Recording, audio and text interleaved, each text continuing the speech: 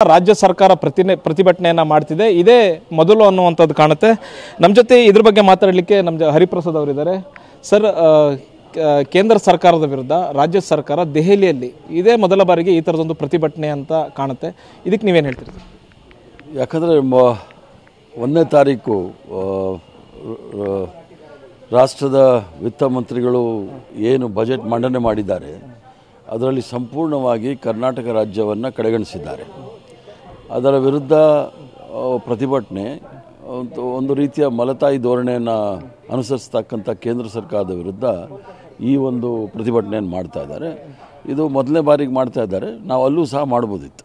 Sir, ಇದನ್ನು BJP ಅವರು ಕರೀತಾರೆ ಸ್ಟೆಂಟ್. ಈ ಲೋಕಸಭಾ ಚುನಾವಣೆ ಹೊತ್ತಿನಲ್ಲಿ ಕಾಂಗ್ರೆಸ್ನವರು ಸ್ಟೆಂಟ್ ಮಾಡ್ತಿದ್ದಾರೆ. ಕೇಂದ್ರದಿಂದ ಏನೇನು ಅನುದಾನ ಬರೋಕ್ಕೆಲ್ಲ ಕರೆಕ್ಟಾಗಿ ಬರ್ತಿದೆ, ಇವರು ಸ್ಟೆಂಟ್ ಮಾಡ್ತಿದ್ದಾರೆ ಅನ್ನೋ. ಈಗ ಫ್ಯಾನ್ಸಿ ಡ್ರೆಸ್ ಹಾಕೊಂಡು ತಿರ್ಗೋರಿಗೆ ನಾವೇನು ಮಾಡಿದ್ರೂ ಸ್ಟೆಂಟ್ ಅಂತಲೇ ಕಾಣುತ್ತೆ. ಮತ್ತು ಅವರ ವಿಶ್ವಗುರು ಮಾಡೋದೆಲ್ಲ ಬರೀ ಸ್ಟೆಂಟೆ, ಅದು ನಾವು ಮಾಡ್ತೀವಿ ಅಂತ ತಿಳ್ಕೊಂಬಿಟ್ಟಿದ್ದಾರೆ. ಮತ್ತು ನಿರ್ಮಲಾ ಸೀತಾರಾಮನ್ ಅವರು ಲೋಕಸಭೆಯಲ್ಲಿ ಹೇಳ್ತಾರೆ, ನಾವು ಯಾವುದೇ ರೀತಿಯಂತ ಅನ್ಯಾಯವನ್ನು ಮಾಡಿಲ್ಲ, ಹಣಕಾಸು ಆಯೋಗದ ಶಿಫಾರಸಿನಂತೆ ನಾವು ಹಣವನ್ನು ಕೊಡ್ತಾ ಇದ್ವಿ. ಎಲ್ಲ ನಿಮ್ಮ ಉಬ್ಬಿದ ರಕ್ತನಾಳಗಳ ಸಮಸ್ಯೆಗೆ ಎವಿಸ್ ಆಸ್ಪತ್ರೆಯಲ್ಲಿ ಕೇವಲ 30 ನಿಮಿಷದ ಲೇಸರ್ ಚಿಕಿತ್ಸೆಯೊಂದಿಗೆ ಮುಕ್ತಿ ಹೊಂದಬಹುದು. ಹೆಚ್ಚಿನ ವಿವರಗಳಿಗಾಗಿ ಸಂಪರ್ಕಿಸಿ 8088837000.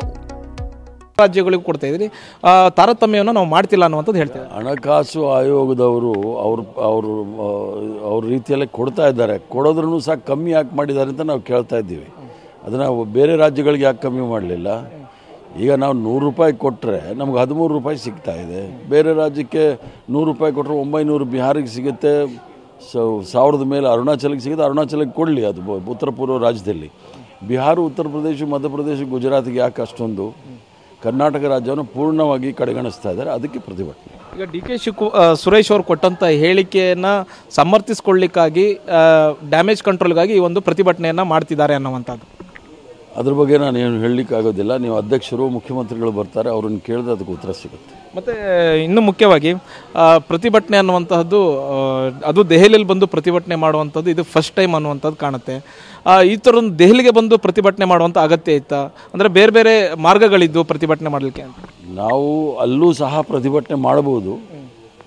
ಪಕ್ಷ ಮತ್ತು ಸರ್ಕಾರ ತೀರ್ಮಾನ ತೆಗೆದುಕೊಂಡ್ರೆ ನಾವೇನು ಮಾಡಲಿಕ್ಕಾಗೋದಿಲ್ಲ. ಪ್ರತಿಭಟನೆ ಅಂತಕ್ಕಂಥ ಅಲ್ಲಿ ಮಾಡಿದ್ರೂ ಸಹ ಇಲ್ಲಿ ಅದಕ್ಕೆ ಒಳ್ಳೆ ಸಂದೇಶ ಹೋಗೋದು.